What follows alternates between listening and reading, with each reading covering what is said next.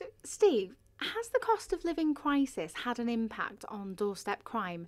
And what are the latest issues that you're seeing across Wales?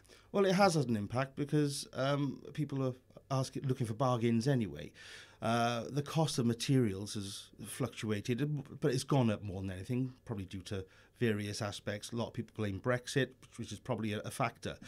So you've got the cost of materials anyway as a starting point. And then, of course, traders, be they legitimate or rogue traders, they're all fighting for all the crumbs that they can get hold of in terms of custom.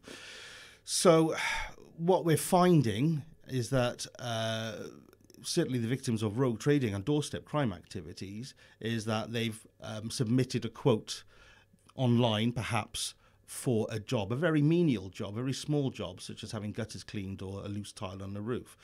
The trader then provides a very reasonable and low quote, but that's their way in.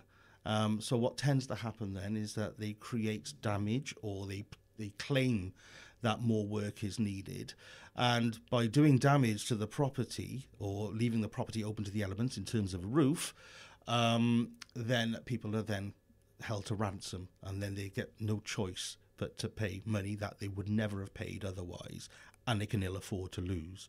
So those are the problems that we're seeing more often than not.